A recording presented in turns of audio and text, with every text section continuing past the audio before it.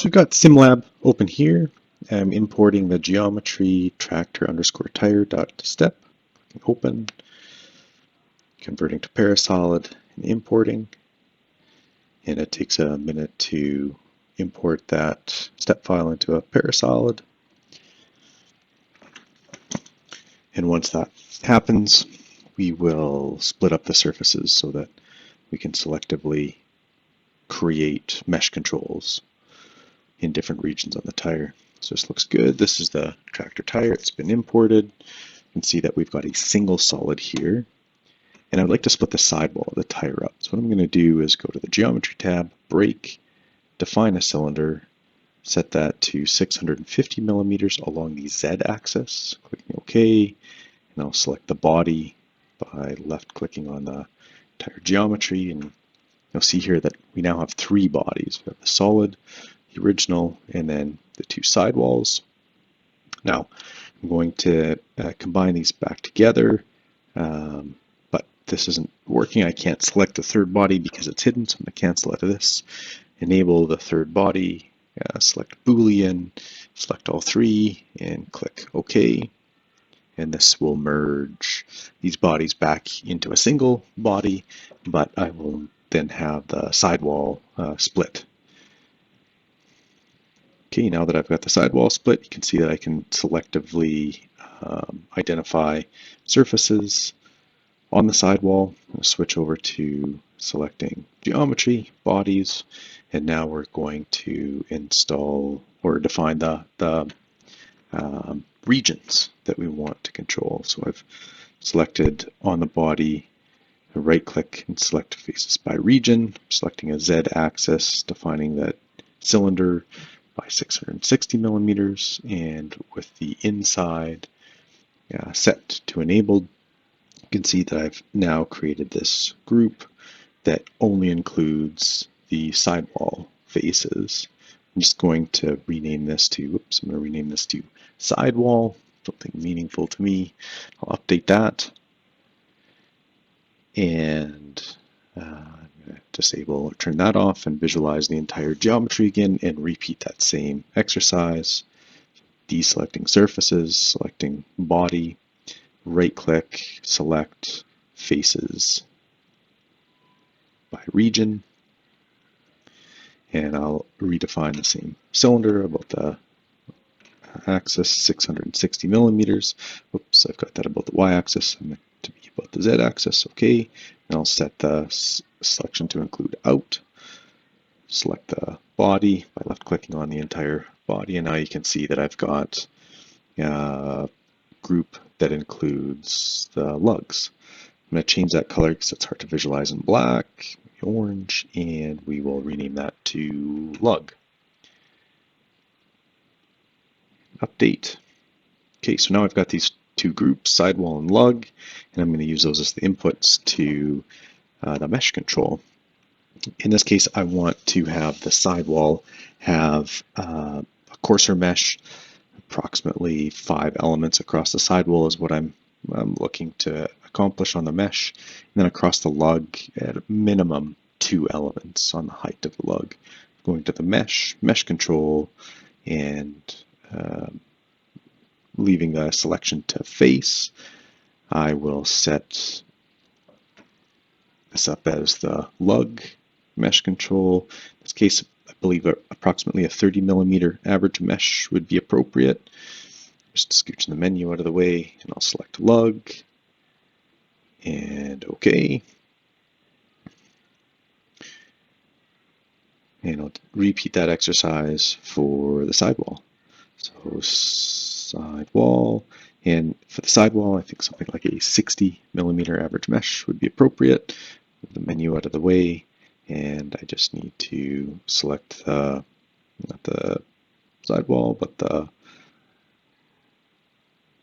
sidewall. Oops, nope, it's not selected, so I'll select the sidewall. Okay. So now I've got these two mesh controls set up, and we can verify that by looking into the mesh control, double-clicking on lug. You can see that I've got the average size set to 30 millimeters, double-clicking on sidewall, average size to 60 millimeters. Okay, so now we're ready to perform the mesh. So under mesh, I'm going to create a surface mesh, and trias is what I'm after. Selecting all of the region, but I see that I don't have all of the geometry visible, so I'm going to cancel out of this, switch back to and enable the visualization of the entire solid, and reselect surface mesh. Let's try as I'm going to set the average mesh element size to 30, and that's tria 3. Okay, now this takes a few minutes to generate the mesh. And after the surface mesh is generated, we can take a look at the mesh and see if it seems reasonable or if we need to refine the mesh controls. Of course, if you want to refine the mesh controls, it's as simple as going back into the lug or sidewall and increasing or decreasing the average mesh size or minimum mesh size accordingly. Now it looks pretty reasonable. We've got the coarser mesh on the sidewall and the finer mesh on the lug.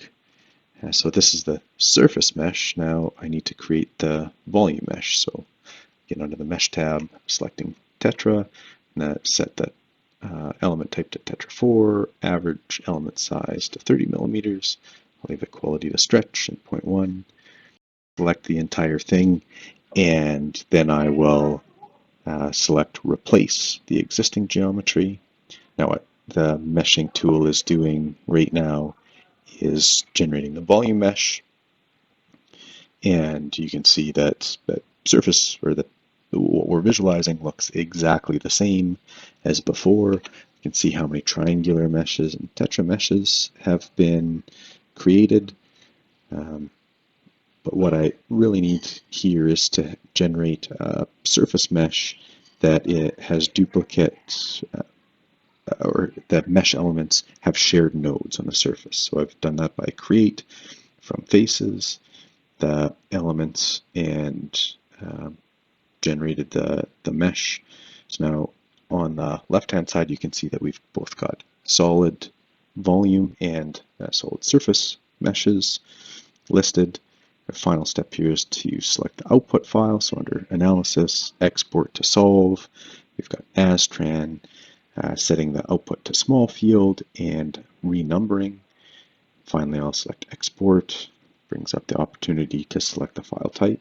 Yes, create the property, input the file type, BDF, save it, and you're done. You've generated the PDF file that can be processed by the next step.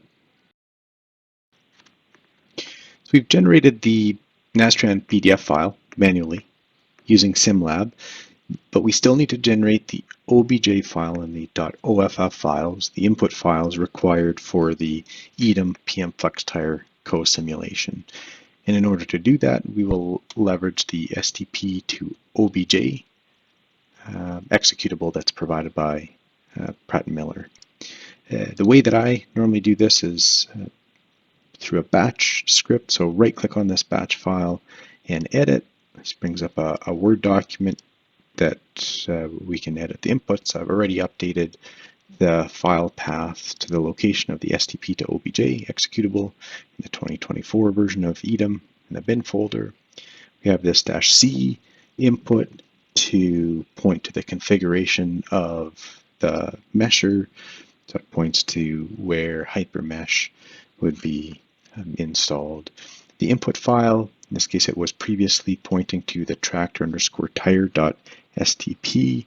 What I want to do is actually do the tractor tire Nastran file. So I'm going to click on that, copy and paste it. Now even though it's a BDF file, I'm going to leave the extension to STP. This -HM is the flag that indicates that we'd use hypermesh to mesh the file, but in this case we've already meshed the tire with SimLab, so it's an input that's really not applicable. Likewise, our tolerance input and our min and max element size for the mesh are not used.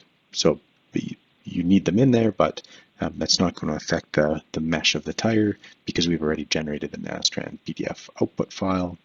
The -D belt specifies the % of the total radius that's used to quantify the belt portion of the tire. We've got a 0x, 0y offset, a positive 1200 millimeter Z, and for a dash B313, the rotational offsets, we've got a negative 90 degree for our second input. And I also like to, for the output file, use the same file name, FlexTire underscore Nastran for the log. So I save this guy, and we can close that and bring back up our file explorer. Now we could just double click on this mesh.bat and we should get the outputs that are required, but I find it helpful to launch a command prompt by selecting the file path at the top and entering cmd enter. That brings up this command prompt that's already in the same directory that we're working from, and I will type in mesh.bat and execute it here. And in this way, if there's any errors through the meshing process, you get that information in the command prompt that aren't necessarily passed along to the log file. You can already see in the background that we've received the output OBJ file. That's the file that we're going to import into EDEM, and we have the .off files for the belt, the inside, the sidewall, and the bead. So everything looks like it has been processed appropriately. The next step here would be to bring this OBJ file into EDEM and then update the FlexTire file to point to these .off files.